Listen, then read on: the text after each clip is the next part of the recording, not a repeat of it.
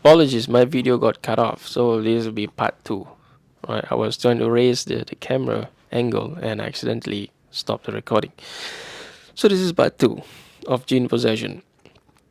So as I was saying in the previous video, which I will upload, simultaneously, is that there are voluntary possession by the jinn and also sending. Someone send the jinn to possess a particular person because of envious, because of hatred, right? Because that particular person brags about his life or her life in social media, and a particular person on the other side of the screen actually wishes harm for that person, right? Evil eye, for example. So all these are reasons for a person to be possessed. Um, so voluntary possession, as I've mentioned, and I'll elaborate now. For example, there are many kinds of why a jinn voluntarily would possess a particular person. This person walks um, somewhere and then accidentally stab a family of jinns. Well, you must be in a very awkward place to stab family of jinns, right? Because jinns don't normally sit where there's tons of people, and so um, well, I just mentioned something that there's no support. That is jinns sitting in places whereby there's not many people. We don't know. We don't know. All right. So we can't verify this. Right. This is a statement that have been mentioned by some people, but we can't verify this. Right. So the statement that I've just made, that jinns don't sit in places whereby there's many people, this is non verifiable, so it shouldn't be believed, right? It is wrong actually to say these kind of things, right? And so we don't know, right? So for example, this back to what I was gonna say.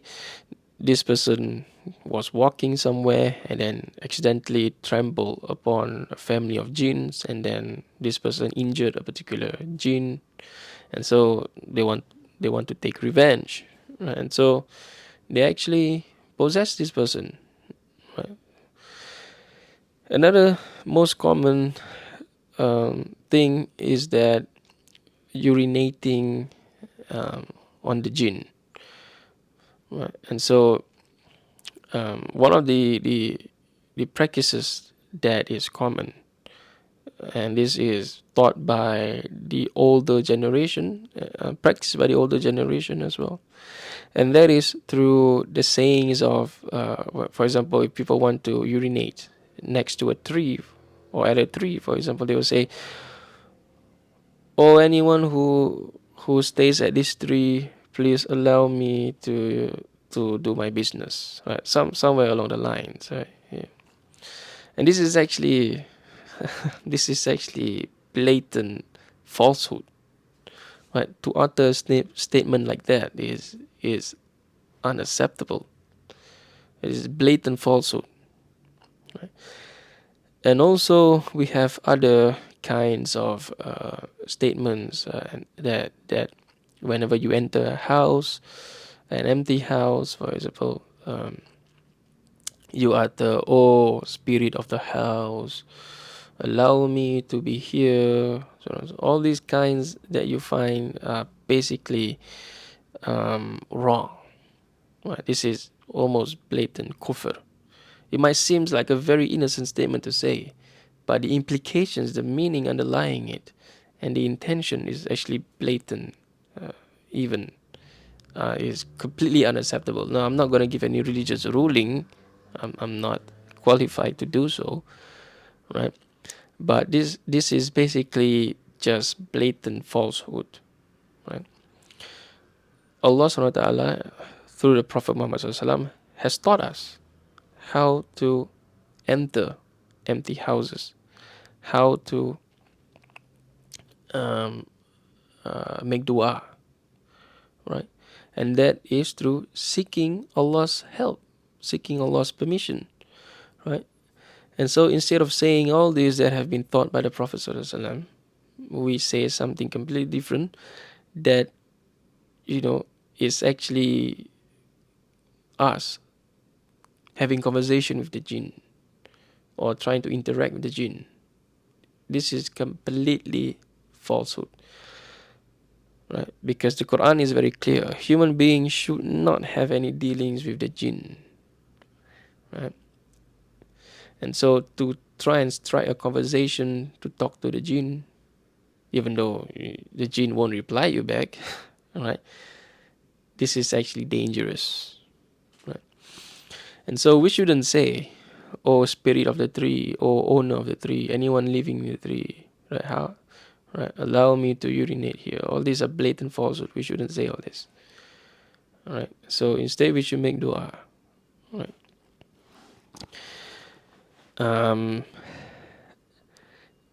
Sending of the jinn to possess another human being. As I've mentioned, people always like to advertise their life through social media, their lives through anything, right? And everyone is guilty of this, including myself. And so, for example, this person always advertise their vacation, or this person always advertise their children, for example, or their possession, for example, or their wealth, for example. This can actually create problems for that particular person as well, because people on the other side of the screen can actually, have a terrible life and can be envious, and they can resort to doing all unthinkable things.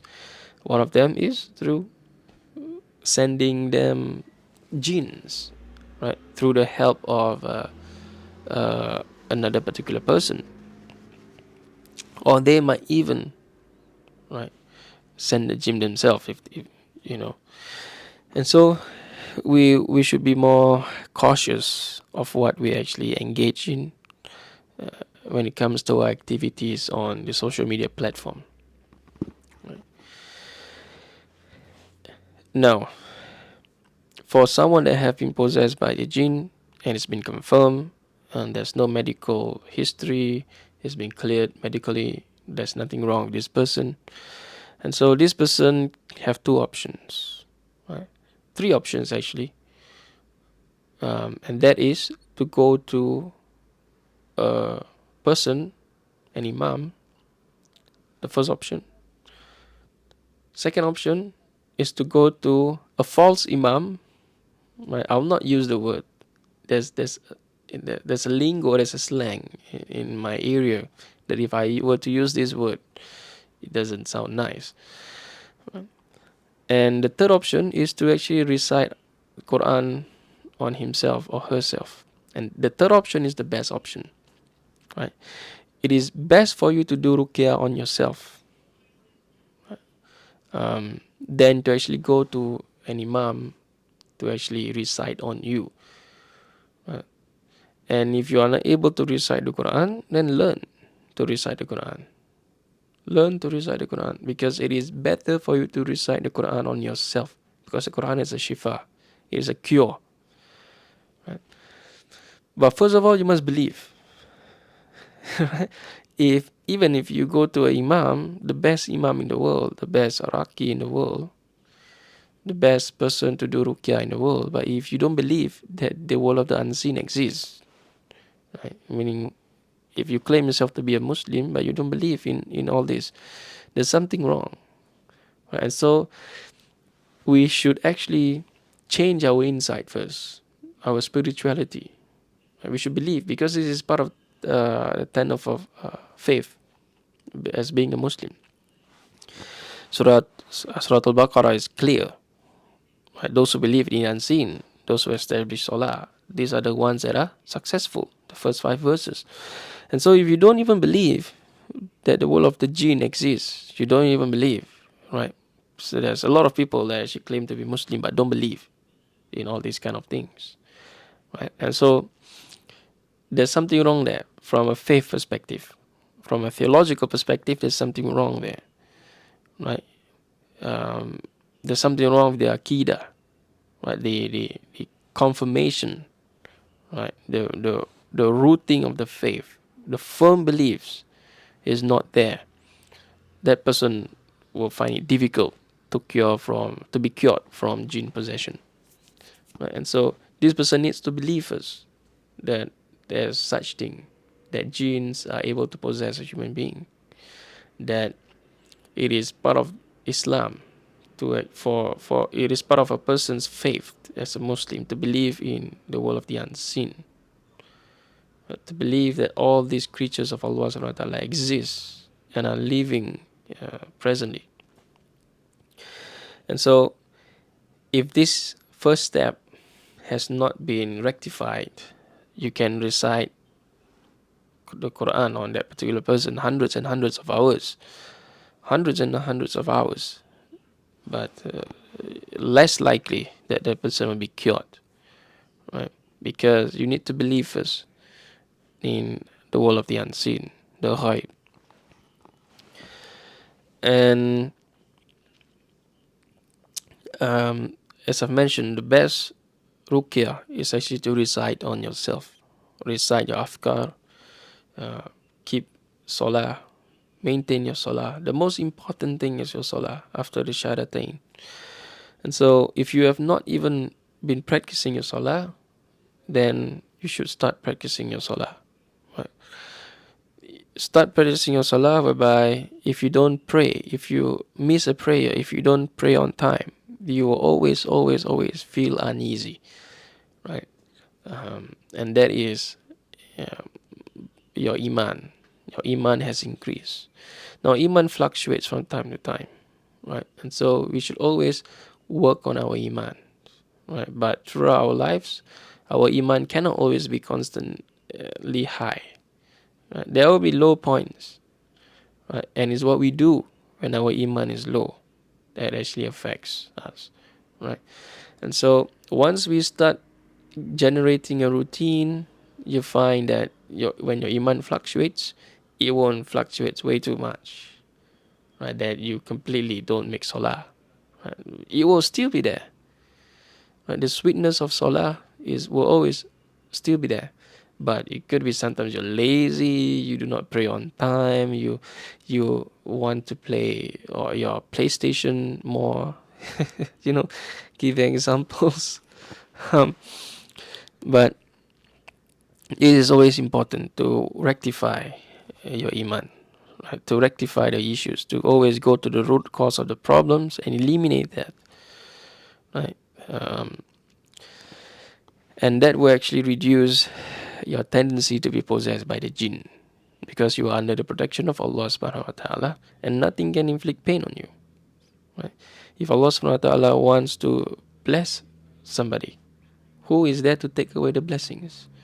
And if Allah subhanahu wa ta'ala wants to inflict harm upon somebody, who is there to remove the harm?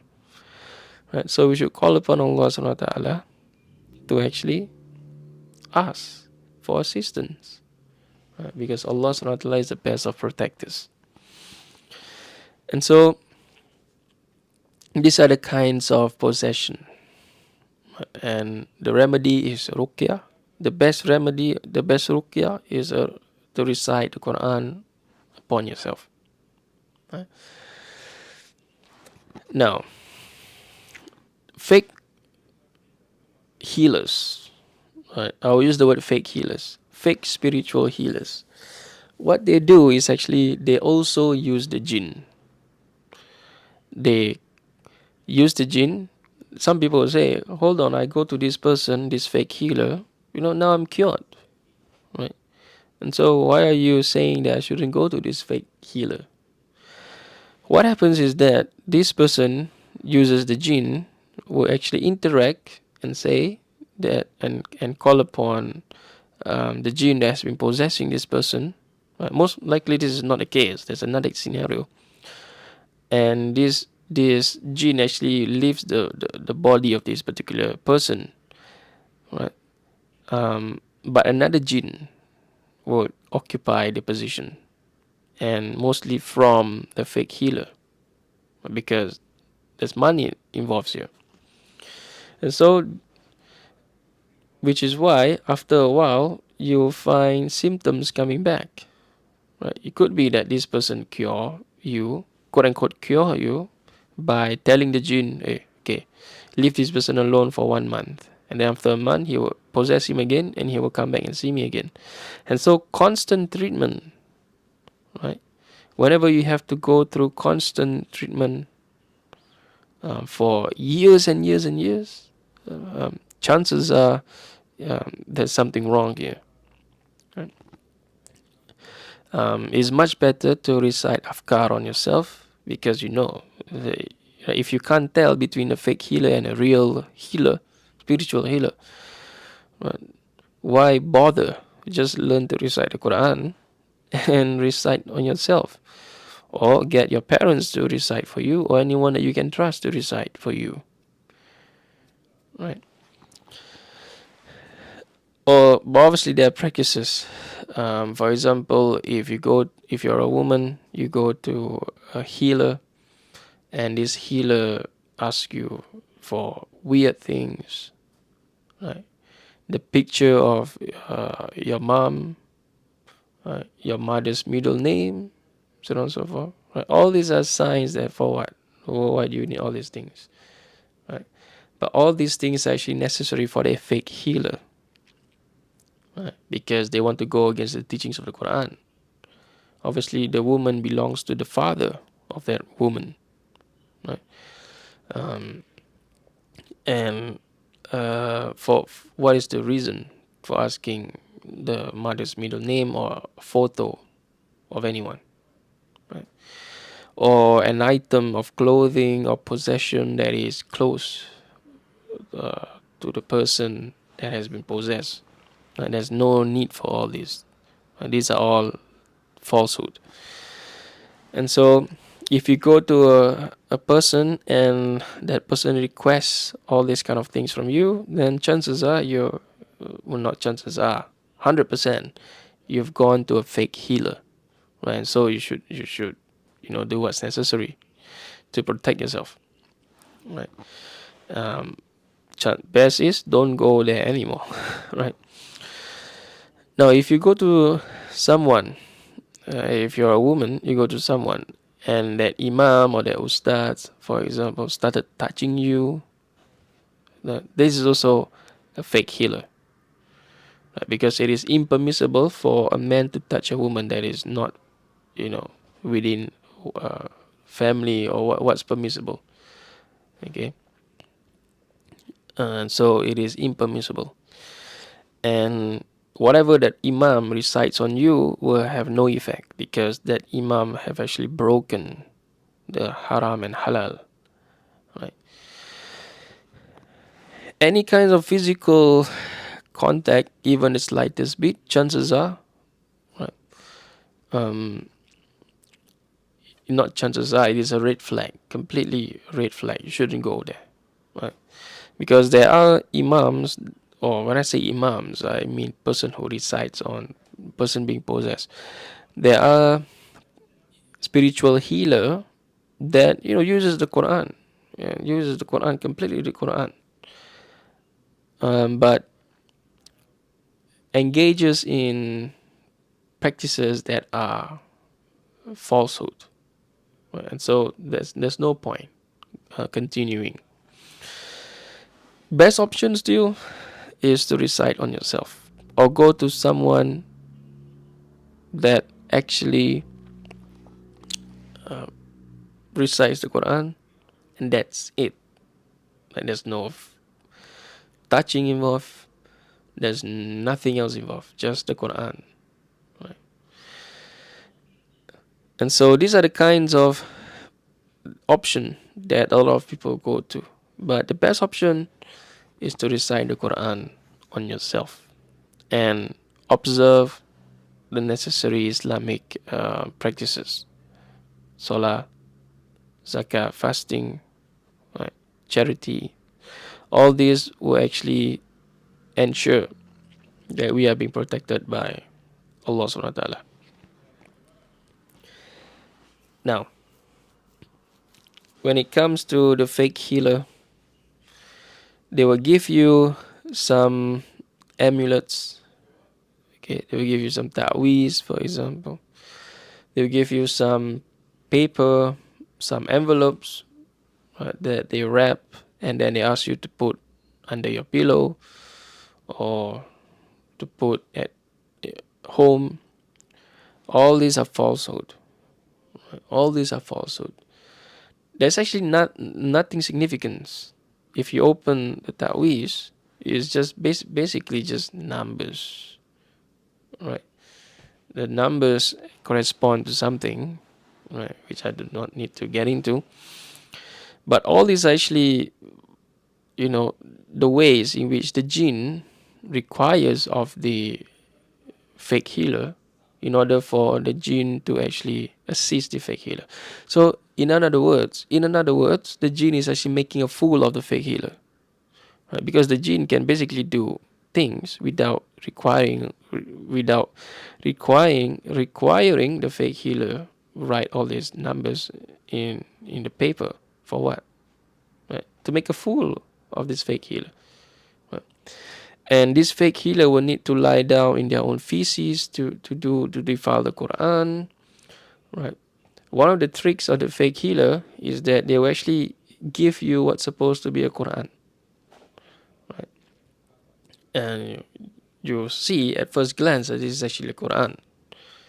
But it actually has the name of the jinns written around it in the circumference. Right? Middle will be the Quran. You find the 3 kuls in there. You find a Kursi in there. But you also find the names of the jinns. Right? So these are kind of the things that they do to actually defile the Quran, to defile the words of Allah subhanahu wa ta'ala. And there's no benefits for you to have all these amulets that you wear. For example, in my part of the world, it's very common for pregnant lady to actually have a nail in their pockets, and they carry them wherever they go. Right? So now they're putting their faith in this nail instead of putting their faith in Allah subhanahu wa ta'ala. The nails will never protect you. It is Allah subhanahu wa ta'ala that will protect you. And if you put your faith in your nail, right, you've basically gone against Surah Al-Fatiha. It is only Allah's help, right, that we call out for. And so this is falsehood. Right? This is blatant kufr. And so if you start putting your faith upon something else other than Allah subhanahu wa ta'ala, then Allah subhanahu wa ta'ala will not be responsible for you. Right? And so always put our faith in Allah subhanahu wa ta'ala. And Allah subhanahu wa ta'ala will protect us. Right? And so another falsehood practices that people from my part of the world engages in, right, is that when they enter their door, right, they enter facing the outwards. And so these are practice. There's no purpose for you to do that. Right. Another one is, well, when they are afraid, they would actually say, "Don't disturb me. I never disturb you. Why do you disturb me? I never do anything to you. Why are you trying to do something to me?" Right. Again, this is falsehood. Right. This is trying to reason with the jinn or whatever it is. Right. If the jinn wants to possess you, the jinns will possess you. There's nothing you can do. Right. So call upon Allah subhanahu wa ta'ala, and Allah subhanahu wa ta'ala will prevent the jinn from possessing you. Right. Another falsehood practices is that people would knock on the wall. Right. Whenever they hear weird noises, they would knock on the wall. And some people would even put their ears at the wall. And for what? What's the reason to do all these kind of things? Right? So this is again another kinds of falsehood. Right? Another kinds of falsehood is um, is that people receive all these amulets, right? And then the false healer would say, "Oh, you need to go to this place at this time. You need to do this. You need to do that." There's no purpose in doing all this, right? There's no purpose. What has got? What purpose is there? How can you be cured from jinn possession if you wear all these amulets and you bury these amulets at certain places at certain timing? Right? There's no reason for doing all that. Right? Unfortunately, these are the kinds of practices that are common. Um, People do these things out of without thinking because they are desperate. They want to be cured, and so they resort to doing all kinds of nonsense like this. Right? And so, which is why religious education is very important, uh, so that people do not actually take things into extreme. They do not engage in practices that have not been ordained by the Quran and the Sunnah. They have not been taught by the Quran and the Sunnah. Another thing that is not really related to jinn possession, but it is kind of a common practice amongst the older generation and some people around my age as well, unfortunately, is that whenever they finish eating their plates, they would pour water on their plates. And the belief behind this is that so that you always have risk, right? You always be given sustenance. Your sustenance will always be there. And this is actually Hindu beliefs, Hindu practices, right? Because Hindu wouldn't actually eat everything in their plate till it's finished, right? This is actually part of practices, right? This has nothing to do with their religion. It's more with their culture because um, those who ate everything in their plate, basically they are portrayed as poor people, right? Those who leave food on their plate that is not finished, meaning they're from the richer culture, right? Hindu names, different Hindu names, the surnames also gives you the tier or class of their family, right? And so this is actually Hindu practices, not Hinduism as a religion, but Hindu practices. And so, unfortunately, these have been crept to some of the Muslims in my countries or where I'm from, and they pour water at the plate, right? And there's no reason for doing that. Now, some obviously pour because it's easier for them to wash their plates afterwards, right? But if you're eating outside, if you're eating at a plastic plate, using a plastic plate which you will throw away after this, there's no reason for doing that, right? So these are the kind of spirituality or superstition, right, that people engages in that actually is falsehood. Now, another thing is horoscope, right? If a Muslim believes in horoscope, this is almost right. I'm not going to give religious ruling. I'm not qualified to do so, right? But this is falsehood, right? If you believe in horoscope, this is falsehood, blatant falsehood. Right? This is Greek mythology, right? These are the names of the different gods and goddesses of the Greek religion, right? Or deities, I should say deities. And so, believing in all these kinds of practices and acts, or engaging in them, like fortune telling and so forth, right? These are all falsehood, and your salah will not be accepted, right, for 40 days.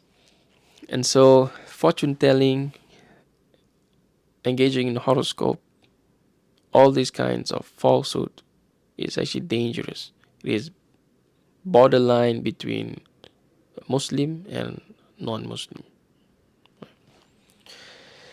Even if you go to a magician without believing, right, this is also falsehood. Your salah will not be accepted. But if you believe, if you go to a false healer and you believe, right? Again, I'm not giving the religious ruling, but if you know the hadith is very clear, right? And so this is actually dangerous, dangerous. And I witnessed this, you know, in my everyday lives, not literally everyday lives, but I witnessed this. And this is something that is prominent amongst the people where I'm from. And so, gene possessions, I believe I've covered in the course of these two videos, which I'm going to upload back to back, inshallah. Is that I've covered that it is a tenet of faith for Muslims to believe in the unseen. Genes are able to possess human being,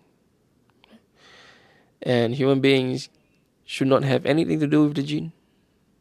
Right? We shouldn't call the jinn. We shouldn't do anything with the jinn. Right? The jinn can see us from places where we cannot see them. The jinn, no one can see the jinn in their original forms. Jinns do take on forms like snakes, for example, right? And all these props that you see in Hollywood movies, they are lies, right? Jinns don't appear like that, right? And jinns wants to misguide human beings, right? We know that there are jinns. Surah Al-Jinn is clear, right? That one of the ayah is that God has not taken a son, right? And so from this we can also infer that there's a religion as well. There are Muslim jinns, there are Christian jinns, right? And the Quran was revealed for human being and also for the jinn. As per Surah Al-Jinn, we can also make this statement with confidence. And there are fake healers, there are real healers. Fake healers would ask you for substance, possessions, and so forth. And fake healers would give you amulets, ta'weez, right? All these things, say put this or drink this, and so forth. Right? Do this at a certain period, at a certain time. Right? All these things, they actually will make your condition worse. Right? It will not make your condition better. It will make your condition worse even. Right? So real healers, there are also real healers that use the Quran, but they engage in false practices. For example, they touch a woman. If they are men, they touch women, and so forth. So all these all these are red flags. And so the best option is to recite Quran on yourself. If you can't recite Quran on yourself, then learn to recite the Quran. How long does it take to learn to read the Arabic script? 6 months. If you work on it, 6 months. How long does it take for you to actually perfect your recitation, your things like that? Years, obviously, but you have to try every single day, right? And Allah subhanahu wa ta'ala is the most merciful, most forgiving of returning. Make salah, practice Islam, give charity, fasting, do all the good deeds, do your afkar, right? And do not engage in falsehood. Right? So all these will actually allow us to earn the mercy of Allah, the rahmah of Allah subhanahu wa ta'ala. The last thing that I would like to touch on is something that really, really sparked my interest. That actually got me very, very interested, and that is to use the jinn for one's self, self benefit, right? And this is from the first person angle, right? from a first person perspective, not my experience, but from a first person perspective. And that is through the use of a thing called susu, right? To beautify oneself. And this is done for most prominently used by females, but males uses this as well. Right? This is to beautify oneself using assistance from the jinn. Right?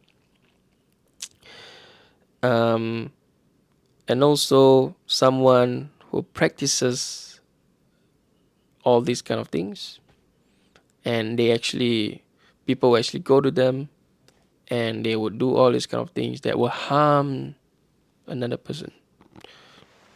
So this is from that first perspective angle I was talking about. Someone who uses the jinn. Right? Now, whoever uses the jinn, based on empirical evidence, is that they always find it difficult to pass away. Right? They will find it very, very difficult to pass away. They would suffer severely before they actually dies. Right? Now, there's also another falsehood here. Which I should point out. And that is, for example, if I, quote unquote, own a few jinn, na'uzubillah. If I own a few jinn, quote unquote, and then I'm about to die, right? And I've not actually given my jinn to a next person, mostly from progeny, right? To my progeny. Suppose no one is willing to take over ownership of my genes, right? Then this is the reason why it's very difficult for me to die, or I will not die. I will suffer in bed miserably until someone wishes to take over possession of my genes. Right? This is falsehood.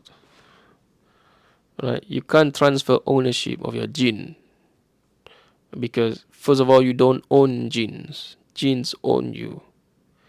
And the reason you're suffering before you die is because the genes make you suffer. And this is also a punishment of Allah subhanahu wa ta'ala, azab. Yeah, azab from Allah subhanahu wa ta'ala. There's punishment in this dunya, and the punishment in the akhirah is much worse. Right? And so don't use the jinn. That's the moral of the story. Right? And another falsehood, blatant falsehood, is that you go everywhere, right? And you basically are you are the owner of the group of jinns. This might sound similar to the first point, but there's actually a slight difference here, right? Because in the world of the jinn, right, for example, when a person resides on a particular person, and the jinn do not want to get out, and the jinn inform this to the spiritual healer that if I leave this body, another group of jinn will actually beat me up or will kill me, right? So I cannot leave this body because I will die. I will get killed by another jinns, meaning jinn killing jinns. Right? This is based on heavy experience, right? Not the Quran and the Sunnah. This is based on experience. This is what scholars have documented that the jinn actually engages in or spoke, right, when the Quran was being recited to them. So this person, actually, the human being that has been possessed, right, they started shouting, or they started acting abnormally that actually defies the natural state of a human being.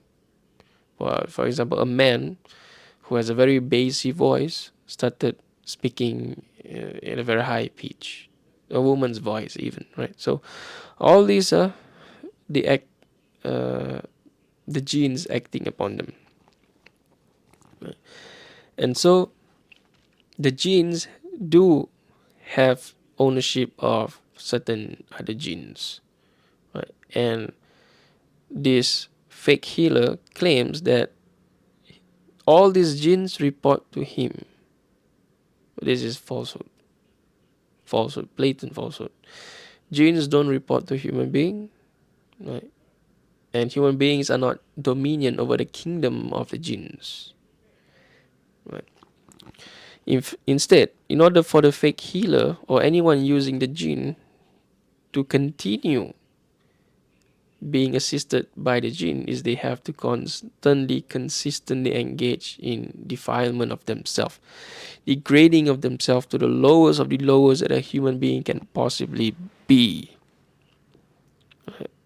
And so they might appear pious on the street, they might appear wealthy or being venerated by other human beings, but in actual fact, when they are in their own homes, secluded, they are actually being made an example of by the jinn. Right? They're being humiliated. They humiliated themselves, allowed themselves to be humiliated. So there's nothing venerable about this. Right? And so again, moral of the story is don't use the jinn. And so, ladies and gentlemen, anyone who uses the jinn for their own personal benefit or to harm other people, right, they will receive the punishment of Allah subhanahu wa ta'ala, as Allah subhanahu wa ta'ala has mentioned in the Quran. It is the punishment in this dunya, and there's punishment in akhirah, which is much worse. Right? And any human beings that deal with the jinn knowingly have committed kufr. They're Now, I'm not going to give religious ruling, but if you know the hadiths, you should know what I'm talking about, right? And so, moral of the story is don't have anything to do with the jinn. Right?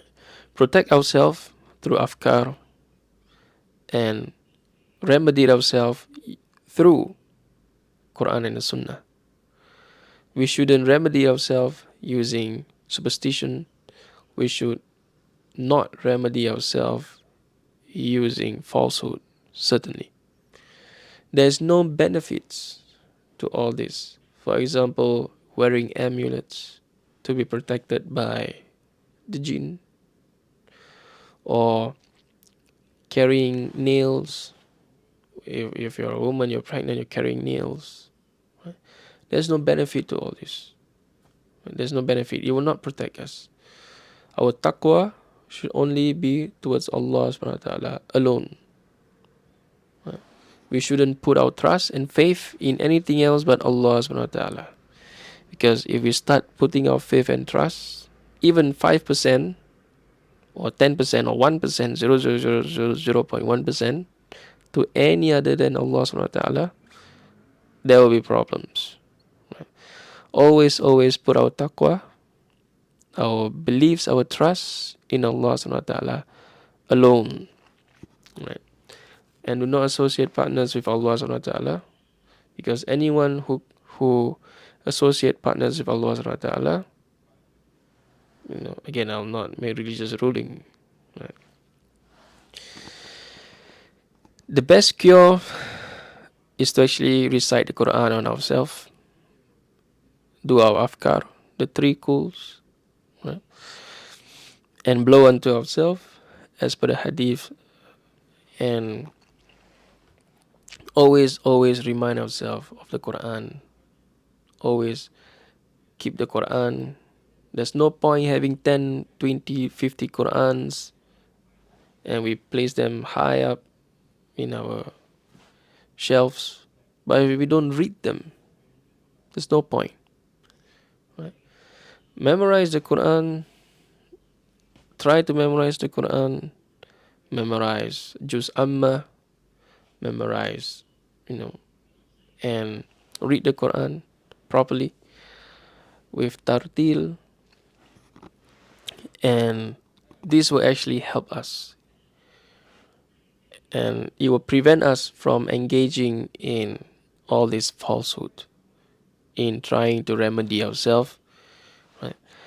And we shouldn't be so fast to jump to the conclusion that anything happens to us is because of the jinn. Because the scholars have documented that most of the time this has nothing to do with the jinn, right? But a lot of times it has everything to do with one's laziness, right?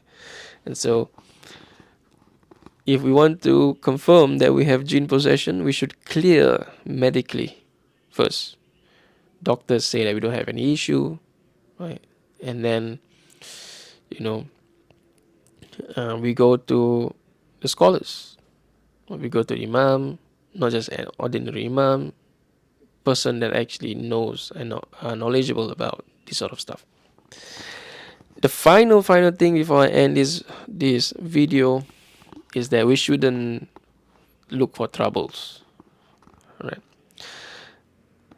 My culture is that there's a lot of people that actually likes to go quote unquote exploring, and that is they explore haunted places, right? They go to the graves at night, so on and so forth, right? And with the intention of documenting these jinns, right? And there are videos that I've watched, so on and so forth, right? What I can say is that no one has been able to verify them, right? No one has been able to verify them, right? And so as far as we are concerned, we should go back to the Quran and the Sunnah, right? The Quran says that a human being cannot see the jinn, and the jinn are able to see human being from places where a human being cannot see them, right? And so this is a blanket statement. If anyone, even through filming of documentaries and so forth, right, claim that this is actually the jinn, this is falsehood. As far as if you believe in the Quran, if you believe in the authentic hadiths, if you believe in the Anbiya of Allah subhanahu wa ta'ala, including Rasulullah sallallahu alaihi wasallam, if you believe in the unseen, if you believe in Yawmul Qiyamah, if you believe in Jannah and Jahannam, if you believe in all the kutubs of Allah, the book, as mentioned in the Quran, right? If you believe that there's angels, there's jinns, right?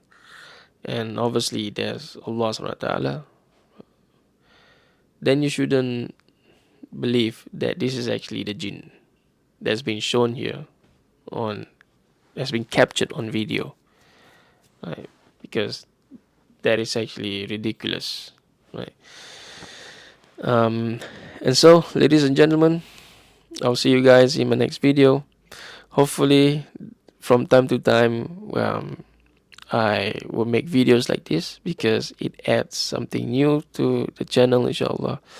And also because these are the areas that I'm interested in, right?